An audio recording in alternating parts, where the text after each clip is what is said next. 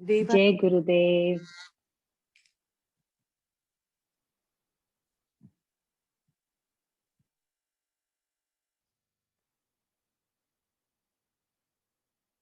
We'll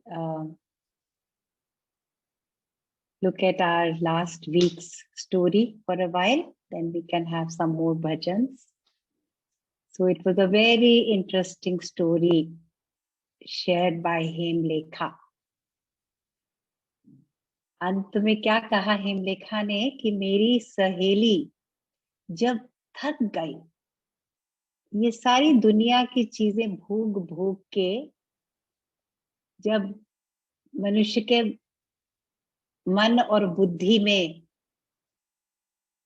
उब जाता है, मन उब जाता है, बुद्धि थक जाती है भोग भोगते भोगते, और कहीं भी इन भोगों में उसे शांति नहीं मिलती और लास्टिंग कंफर्ट और सुख नहीं मिल रहा, इसलिए थक रही है बुद्धि।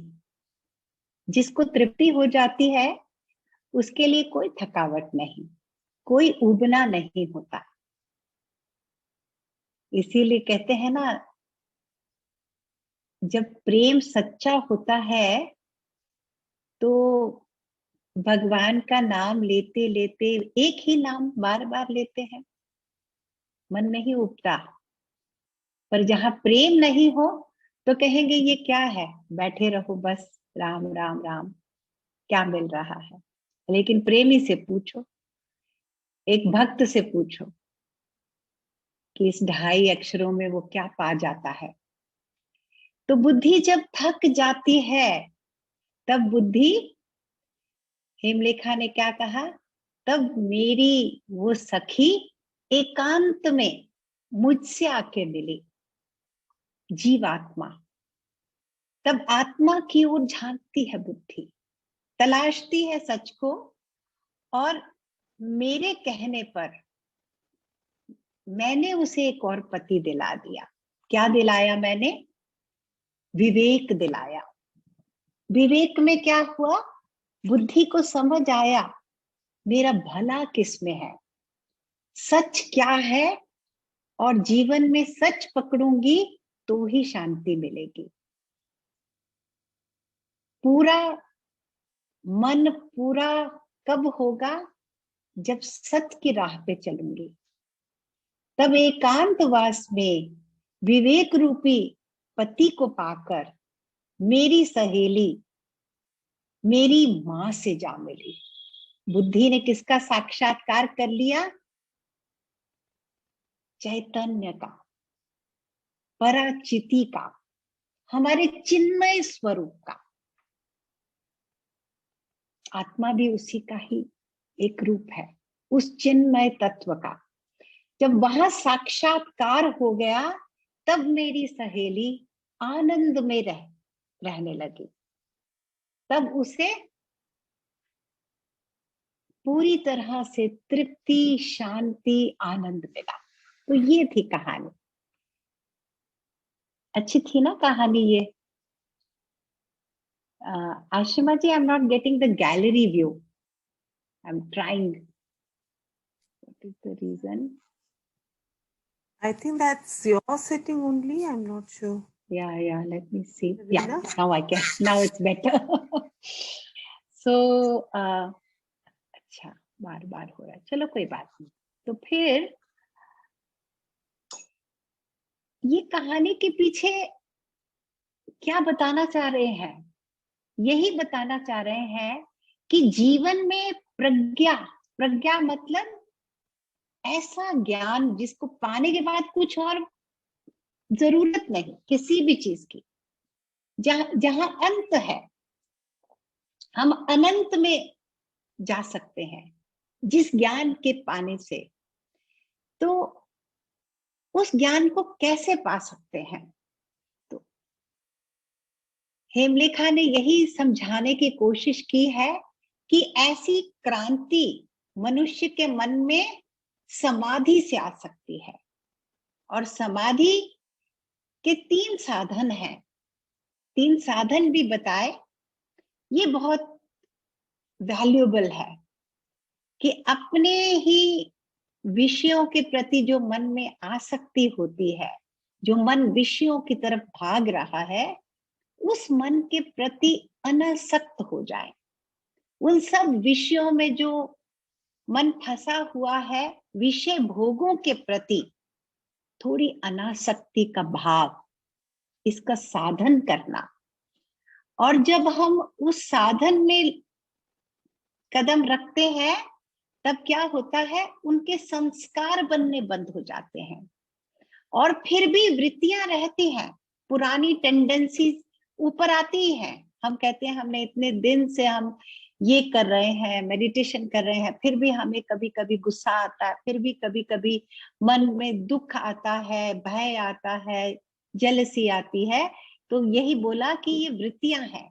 तो वृत्तियों के प्रति थोड़ी जागरूकता, सजग होना।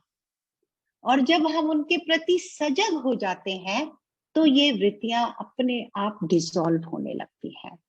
और हर समय आत्म साक्षी की स्मृति बनाए रखना, वो जो साक्षी चैतन्य रूपी ज्ञान की ज्योति है हमारे अंदर, उसको याद रखना। मेरा स्वरूप क्या है? मैं तो साक्षी हूं केवल, चाहे मैं जागृत अवस्था में हूं, चाहे मैं स्वप्न अवस्था में हूं, चाहे मैं डीप स्लीप में हूं। मेरा रियल एक्सपीरियंस मेरे को अपने रियल नेचर का कहाँ है मेरा, जहां मैं विटनेस कर रहा हूं इन सब चीजों को।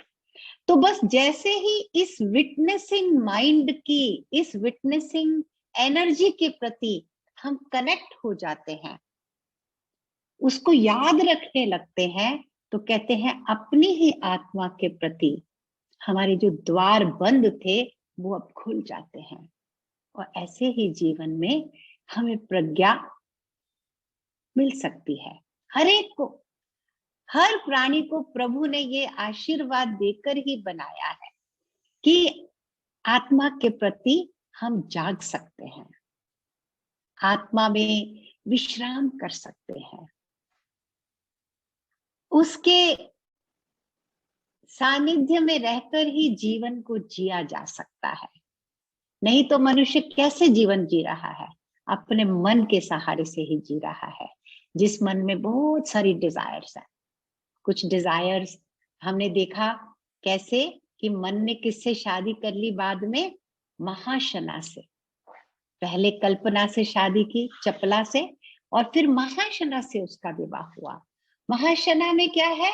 वो डिजायर्स जो कभी फुलफिल नहीं होती, और वहां 2 बच्चे पैदा हो गए, ज्वालामुख और निंद्यव्रत। ज्वालामुख क्रोध, क्रोध और लोभ। तो यही पैदा हो जाता है जब हम डिजायर्स के अंडर अपनी लाइफ लिव करते हैं। डिजायर फुलफिल हो गई तो क्या हुआ? और डिजायर्स, और डिजायर्स। लोभ नहीं फुलफिल हो रही है तो क्रोध। भगवत गीता में भी भगवान ने यही ज्ञान दिया है कि क्रोध, ये सब गुण जो हैं, गुण ही गुणों में बरतते रहते हैं, हम करता नहीं है। तो ये क्रोध वगैरह कहाँ से आ रहा है? हमारी इच्छाओं, कामनाओं को देखना है। तो ये प्रज्ञा पाना ही प्राणी का लक्ष्य है। और जैसे ही ये संस्कार, विषयों के संस्कार, वृत्तियों के संस्कार समाप्त होते हैं, विसर्जित होते हैं, तो अहंकार भी नहीं रहता, क्योंकि अहंकार का पोषण ही यहां से हो रहा है। ईगो को कहां से मिलती है न्यूट्रिशन? डिजायर्स से। जहां किसी भी चीज की डिजायर ही नहीं रह जाती, तो ईगो भी डिसॉल्व हो जाती है। और जब ईगो डिसॉल्व हो जाती है, कब डिसॉल्व होती है ईगो? जब हम सब में एक को ही देखते हैं, चेतना को ही देखते हैं। तब क्या रह जाता है? जब मैं नहीं बचा, मेरा नहीं कुछ बचा, तो क्या एग्जिस्ट कर रहा है? तो हेमलेखा ने कहा, फिर जो एग्जिस्टेंस केवल हमारी शुद्ध सहज भाव से जो हमारी अस्थि है, जो एग्जिस्टेंस है, वही हमारा रूप है। उस स्वरूप को पाना है। हेमचूड़ बहुत हैरान हुआ ये कहानी सुनकर। उसने कहा, ये क्या बातें कर रही हो? मेरी माँ, मेरी सहेली कौन है? मेरी तो कोई सहेली नहीं ऐसी। मुझे विश्वास नहीं हो रहा तुम्हारी इस कहानी को सुनकर। तब हेमलेखा ने एक बड़ी ही सुंदर गहरी बात कही। हेमलेखा ने कहा, देखिए, आपको मुझ पर विश्वास तो करना चाहिए। मेरे पिता इतने बड़े महात्मा पुरुष हैं। हमारे जैसे लोग झूठी बातें नहीं करते हैं। और मेरे थोड़ा समझाने से ही आपने अपने अंदर बदलाव देखा है ना। अब आपको वही सुख नहीं दिखाई दे रहे जिन सुखों में आप मस्त थे पहले। राजपाट के सुख भोगते भोगते में ही आपको लगता था यही जीवन है।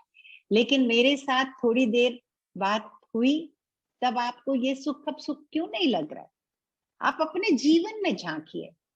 तो जब भी बात होती है श्रद्धा की, तो गुरुजी भी यही कहते हैं कि चलो औरों को छोड़ दो, तुम अपने पर्सनल एक्सपीरियंस को ही देखो बस। वो ऑथेंटिक है तुम्हारी लाइफ में। क्या तुम्हारी लाइफ में ट्रांसफॉर्मेशन हो रही है? कहां से हो रही है? क्या सोर्स है उस नॉलेज का? उस नॉलेज के प्रति, उस सोर्स के प्रति भी कोई बना रहे, मन में शंका लेकर स्केप्टिकल बना रहे, तो ऐसे व्यक्ति आगे नहीं बढ़ पाते इस पथ पर। इसीलिए बार बार सब ग्रंथों में लिखा है, श्रद्धा जरूरी है। तो हेमलेखा ने भी अब श्रद्धा की बात की पति से कि श्रद्धा तो आवश्यक है। श्रद्धा के बिना आप इस रास्ते पे कैसे आगे जाएंगे? भगवत गीता में भगवान ने क्या कहा? श्रद्धावान लभते ज्ञानम। तो हेमचूड़ ने कहा, लेकिन मैं किस पे श्रद्धा करूं? तुम कह रही हो श्रद्धा। यहाँ तरह तरह के मत हैं, कई तरह के पंथ हैं। कौन सच्चा है, कौन झूठा है, कौन मेरे लिए श्रेय है, किससे मेरा फायदा होगा, मुझे कैसे पता चलेगा? मैं कहाँ श्रद्धा डालूं? तब हेमलेखा ने कहा, अगर आपको प्रमाण चाहिए तो कोई भी प्रमाण आपको प्रमाण नहीं आपके लिए होगा। तो दो तरह के लोग होते हैं। कुछ ऐसे लोग होते हैं जो बिल्कुल लॉजिक को यूज ही नहीं करते, जहां बस किसी ने चला दिया, चल पड़े, बिना किसी चीज को कभी भी क्वेश्चन किए। उनका भी भला नहीं होता। और कुछ ऐसे लोग होते हैं जिनके क्वेश्चंस का कोई एंड ही नहीं है। गुरुजी कहते हैं ना, when questions turn to wonder, then you know there is a progress in you. But some people are stuck in the questions only. तो हेमलेखा ने भी यही कहा कि जो हर बात में ही तर्क तर्क तर्क इसी में फंसे रहते हैं, उनका भला तो कभी भी नहीं होता। जो भोले लोग हैं, जो तर्क नहीं करते, वो तो आगे पीछे फिर भी उनका कभी भला होने की संभावना है। लेकिन अगर बिल्कुल तर्कों में कोई फंसा रहता है, वो नहीं ज्ञान का रास्ता पकड़ सकता। तो आपके लिए क्या मैं एडवाइस करूं?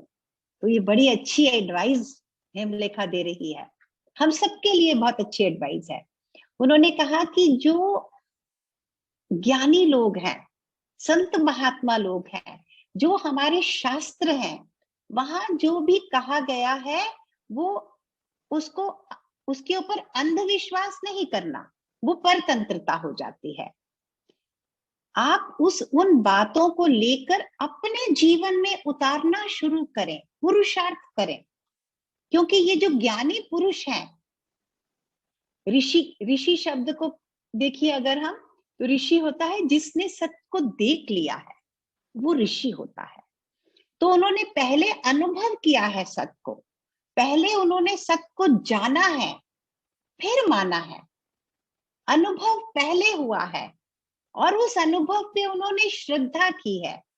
तो उनकी श्रद्धा अंधविश्वास पे नहीं, किसी दुनिया के बताए हुए विश्वासों पे नहीं टिकी हुई, उनकी श्रद्धा अपने अनुभव पे टिकी हुई थी। तो आपको भी अपने अनुभव के रास्ते पे चलना होगा, अपने लिए सही मार्ग चुनना होगा। और सही मार्ग कौन सा होता है? जिस मार्ग पे चलते चलते हमारे दुख दूर हो जाए, दुखों का अंत हो जाए। अगर दुखी बने रहने हैं तो कोई साधन भी उसका क्या लाभ है? तो ऐसा रास्ता चुनना है, ऐसे साधन अपने लिए ढूंढने हैं। आम देखा जाता है दुनिया में, लोगों को लगता है बस ये धन दौलत घर परिवार, बस यही मिल गया तो यहाँ सुख है। लेकिन सुख मिला नहीं। कोई कोई ऐसा व्यक्ति होता है जो इस प्रभु की इस माया रूपी जंजाल से उबने लगता है, उसको उसमें सुख नहीं मिल रहा, दुख दिखाई देने लग रहा है उसको। वो तभी ऐसा होगा जब प्रभु उस पर कृपा करते हैं। तो इसलिए सबसे पहले क्या करना है? श्रद्धा में रहकर सबसे पहले एक साधक को क्या करना चाहिए? साधक को प्रभु के प्रति अपना मन लगाना चाहिए, प्रभु के प्रति समर्पित भाव से मन लगाना है। अपनी इच्छाओं को सामने रखकर नहीं, कामना रहित प्रभु से नाता जोड़ना है। ये नहीं कि बस विपत्ति के पल आए तो प्रभु को याद कर लिया। तो हेमलेखा ने कहा अक्सर ऐसा ही देखा जाता है, जब कठिन समय आया, विपत्ति आई तो सब भगवान को पुकारने लगते हैं। लेकिन साधक ऐसा नहीं है। साधक प्रभु को पुकारता है और प्रभु के ऊपर अपने जीवन का, प्रभु पे निर्भर हो जाता है कि प्रभु ही मेरे जीवन को चलाएंगे। शक्ति एक ही है, उसी से सब हो रहा है। तो जो ऐसे आश्रित व्यक्ति होते हैं तो प्रभु उनके योग क्षेम की रक्षा करते हैं। योग की कैसे रक्षा करते हैं? प्रभु उनके जीवन में ऐसी परिस्थितियां, अनुकूल परिस्थितियां बनाते हैं जिससे साधक आगे बढ़ता रहे। ये बात हम अक्सर गुरुजी के साथ जब बैठते हैं तो क्या देखते हैं, सब यही एक्सपीरियंस बताते हैं अपना गुरुजी को कि हमें आपके साथ जब सत्संग मिला तो हमारी लाइफ स्मूथ हो गई है, हमारी रास्ते में विघ्न नहीं आते हैं। तो प्रभु क्या कर रहे हैं? योग और क्षेम ऐसी परिस्थितियां बना रहे हैं कि हम जीवन में साधना के पथ पर बढ़ सकें और हमारे रास्ते में जो रुकावटें आ सकती हैं वो रुकावटें ना आए। और जिन पे प्रभु की ऐसी कृपा हो जाती है तो प्रभु उनके एफर्ट्स, थोड़े से एफर्ट्स में ही उन्हें बहुत सारा फल दे देते हैं। प्रभु दानी है, प्रभु परम प्रेमी है, भक्तों के प्रेमी है, भक्तों को कुछ भी देने के लिए प्रभु उत्सुक है। फिर वो नहीं देखते कि हमारे कर्मों का फल कब मिलने वाला था, वो हिसाब किताब छोड़ देते हैं। हेमलेखा ने बहुत सुंदर बात कही जो दिल को छू जाती है। उसने कहा जो ऐसे साधक भक्त होते हैं उनके लिए नहीं है ये कर्मों का जोड़ तोड़, वो तो पार हो जाते हैं।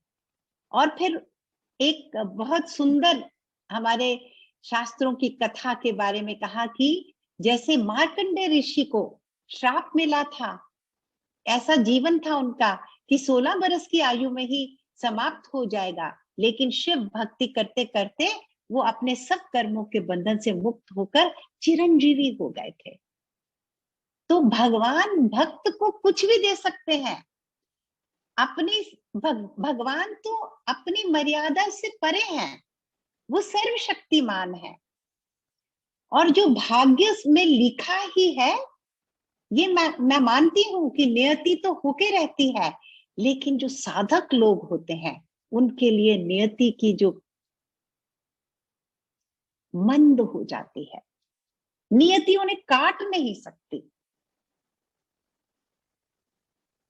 यही परम ज्ञान है, जिसे शस्त्र काटे ना अग्नि जलाए। जो अपने सच्चे स्वरूप में स्थित ज्ञानी साधक है, उसको नियति, उसके लिए कर्मों का कोई जंजाल नहीं। वो तो कर्मों के बंधन काट कर आगे बढ़ने लगता है और प्रभु उसको साथ देते हैं उसका आगे बढ़ने के लिए। तो इसलिए आप प्रभु के प्रति अपना मन जोड़ें, उन महेश्वर के प्रति अपना समर्पित मन दे दें।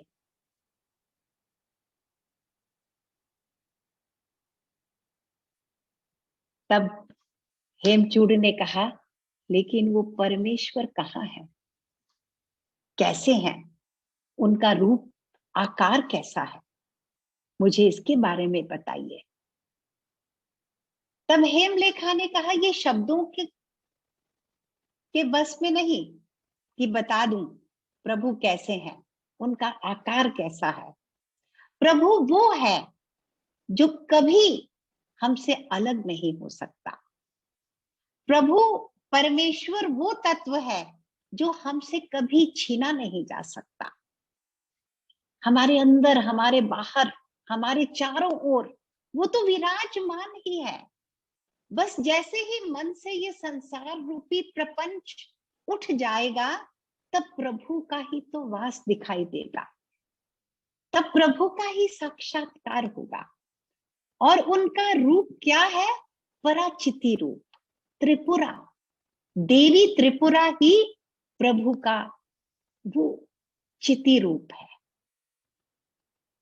तब हेमचूड़ ने गुरुजनों से मंत्र लेकर कुछ समय तक, कुछ महीनों लगातार त्रिपुरा देवी की भक्ति में श्रद्धा के साथ समय बिताया और उनका मन बदल गया।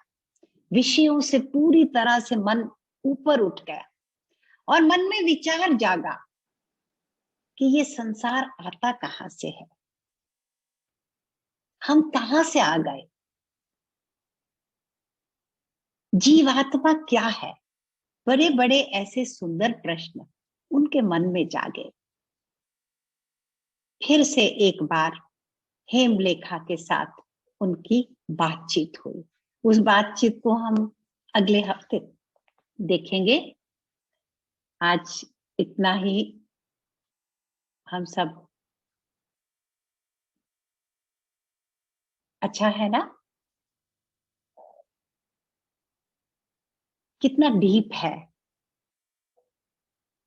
एक वाक्य ही